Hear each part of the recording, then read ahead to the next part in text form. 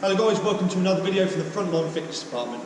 With the state of the country at the moment being that a lot of people are in isolation, a lot of people are struggling to get out, some people are having to isolate, they can't get to public gyms because everywhere is closed down suddenly, people not wanting to get within 2 meters of each other, people might be struggling to stay fit and healthy, they might not be sure where to start, they might not be sure how to stay fit and healthy without access to regular gyms. So I thought this was an absolutely perfect time to just get onto YouTube, onto Instagram, onto all the social media and try and show you guys how you can scale certain movements, such as bodyweight movements, if you're not sure if you can do them, how you can make them easier, and also, if you're a little bit tasty, how you can make them harder so you can create a half-decent workout.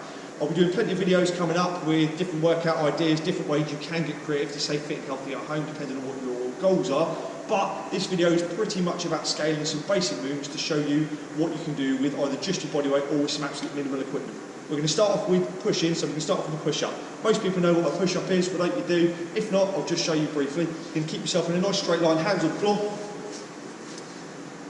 Keep yourself straight, not jackknife like this, not with your groin slagging down like that.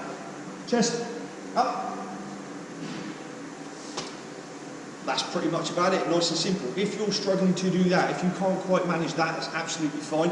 What we can do is we can scale it by putting our knees down on the floor. So same principle, but we're going to change the lever. Instead of having our feet on the floor and lifting all that weight, we're just lifting the weight from our knees.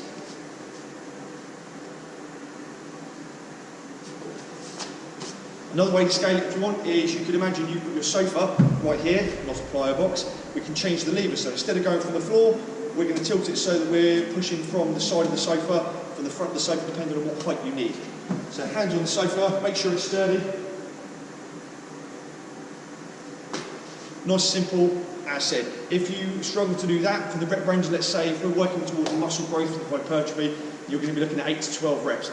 If you find that a little bit difficult, just find something that's sturdy, that's a little bit higher. Perhaps your dining room table, if it's sturdy enough. Perhaps you could find even a wall or something much higher, you've got something in your garden maybe. Ways in which we can make it a little bit harder if we wanted to. So we could add a weights vest. You can pick these up pretty cheap on the internet. You can get them with all these little pockets, so they'll range from like 0.2 kilogram increments all the way up to something crazy like 20 kilos. This is about 10 kilo weights vest. This is more than enough for purpose, to be fair.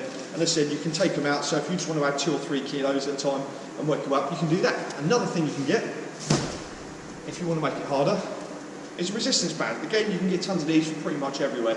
Ways to make it good for the push-up is turn one hand so you get cross in the middle, put it over your back, come down to the push-up position.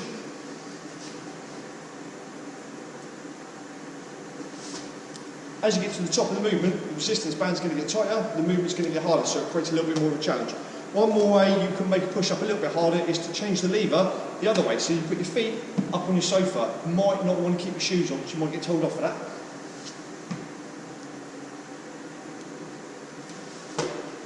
Push-ups, pretty much sorted. So let's talk about some squats. Squat movement, you're aiming to come down with feet about shoulder width apart, maybe slightly wider.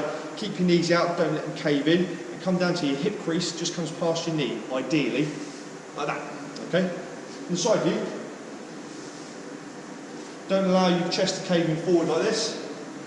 Don't allow yourself to come forward onto your toes. Heels stay on the floor, and sit back, and sit down if you can. If you can't quite manage that because your mobility doesn't allow for it or you haven't got the strength for it, absolutely fine. Go fetch your trusty sofa again. Don't sit down on the box and have a little tea break. We're going to literally come down until our butt just touches the sofa or whatever platform you're using, straight back up. That's one way in which we can make it a little bit easier, okay? If we wanted to make things a little bit harder, we can add a little bit of weight, such as a kettlebell or a dumbbell, anything you've got laying around the house. It could even be your kids, depending on how willing they are. And other ways you can do that, okay? So lunges, still working on the legs. Ways to make it easier, we can widen our stance. So a basic lunge would be stepping forward, lunging down, one leg. So from the side. If you wanted to make that a little bit easier, we've widened the stance. So if you find when you're lunging forward, your knees coming all over the show, and you're not quite sure, take a step out, much wider base, much more stable, a little bit easier.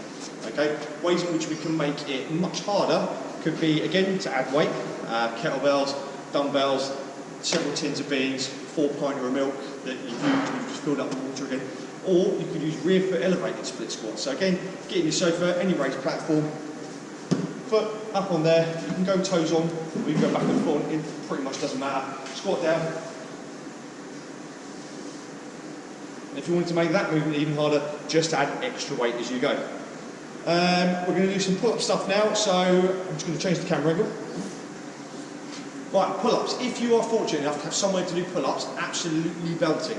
You can find door frame pull-up bars from tons of places online, plenty of retailers. I can't name any for legal reasons, but just type in door frame pull-up bar and you'll find loads. You can find the ones that you can screw in, you can find the ones that you can hook around your door frame so you can take them on and off as you need to. If you're not quite at pull-ups yet, don't worry, we're going to go through some scaling, but pull-ups, just very briefly, I'll show you.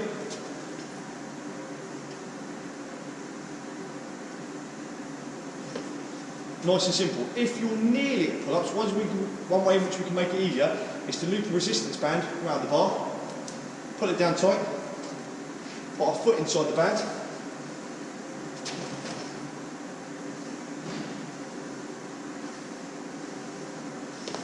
that resistance band, as we go up, is going to assist us, as opposed to resisting us in the push-ups, it assists us by, as we get further from the bottom of the movement, it helps us up there by decreasing the effect of gravity on us.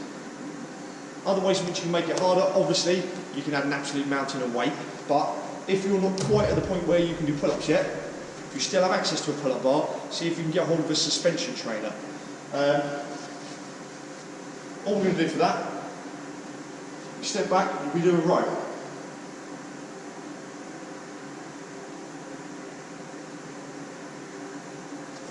If you want to make that even easier, bring your feet further back. So the further back, the more vertical we are, the easier it is.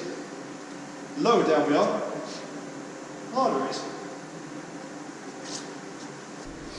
Okay, the final thing we're going to scale are a little bit of core, so some lying leg raises and lying knee raises. Fairly simple to do. We're just going to lay down on the floor. It's not going to be all relaxation though. Hands on the floor, brace yourself, feet pointed, legs come up. Don't allow yourself just to swing back here. Control the movement as you go. If you can't quite manage that yet, knee tucks as you come. And that is pretty much about it. Some basic movements, how to make them easier, how to make them harder. If you get any questions, by all means give me a shout at the Frontline Fitness mailbox. I'll put it in the description link below. All I need you to do is when you contact me, just let me know obviously your name, let me know your contact number so I can verify you're part of the organisation and I'm giving you information that I'm allowed to give to you guys. Have a brilliant day. Any questions, do get in touch and keep a watch out for some of the other videos and workouts we're going to do. Have a great day.